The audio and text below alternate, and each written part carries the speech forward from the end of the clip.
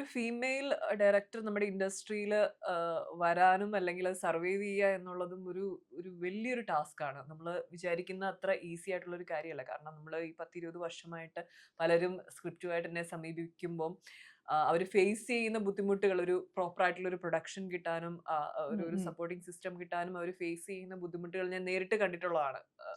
കുറെ നാളുകളോളം അവരിങ്ങനെ അതിന്റെ പുറകെ സ്ക്രിപ്റ്റുമായി പലയിടത്ത് കയറി ഇറങ്ങിയിട്ട് പിന്നെ അവസാനം അടുത്ത് നിർത്തിയിട്ട് പോകുന്ന അവസ്ഥ വരെ നമ്മൾ കണ്ടിട്ടുണ്ട് ആളുകളിലെ. ആനന്ദിനിയെ സംബന്ധിച്ചിടത്തോളം ആനന്ദിനി ഭയങ്കര ബ്ലെസ്ഡ് ആണ്. ഓൾറെഡി ഒത്തിരി സിനിമകൾ അസിസ്റ്റ് ചെയ്യും അസോസിയേറ്റ് ചെയ്യുകയും ഒക്കെ ചെയ്തിട്ടുള്ള വ്യക്തിയാണ്. ആൻഡ് അതേപോലെ തന്നെ ഇത്രയും സ്ട്രോങ് ആയിട്ടുള്ള ഒരു ഒരു സിനിമ, ഇന്റൻസ് ആയിട്ടുള്ള ഒരു സിനിമ ആനന്ദിനി എടുത്തപ്പോൾ ആനന്ദിനിയെ സപ്പോർട്ട് ചെയ്യാനായിട്ട് ബാദുഷാ എന്ന് പറയുന്ന ഒരു പ്രൊഡ്യൂസറും അല്ലെങ്കിൽ എബ്രിഡ് ഷൈൻ സാറും ഒക്കെ ആ ഒരു ഒരു ഹോൾ ടീം ഞങ്ങൾ എല്ലാവരും ഒരുമിച്ച് നിന്നു എന്നുള്ളത് എനിക്ക് തോന്നുന്നു അതൊരു വലിയൊരു കാര്യമാണ്. നോർമലി അത്ര ഈസി ആയിട്ടല്ല ആളുകൾക്ക് അത് സംഭവിക്കുന്നത്. ഉം, ഉം.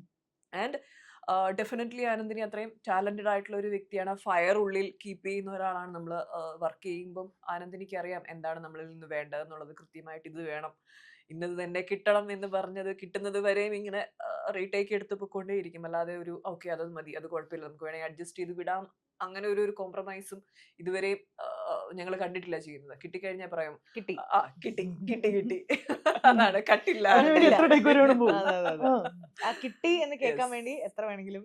അതെ പോവും. പോവും. അപ്പൊ അങ്ങനെ ഒരു വിഷൻ ഉള്ള ഒരു വ്യക്തിയാണ്. ആൻഡ് അതേപോലെ തന്നെ എടുത്തു പറയേണ്ട ഒരു പേരാണ് എബ്രിഡ് ഷൈൻ സാറും. അദ്ദേഹമാണ് ഈ സിനിമ പ്രസന്റ് ചെയ്തേക്കുന്നത്. സ്ക്രിപ്റ്റിംഗിൽ അദ്ദേഹത്തിന്റെ അതെ വലിയൊരു ഒരു പങ്കുണ്ട്.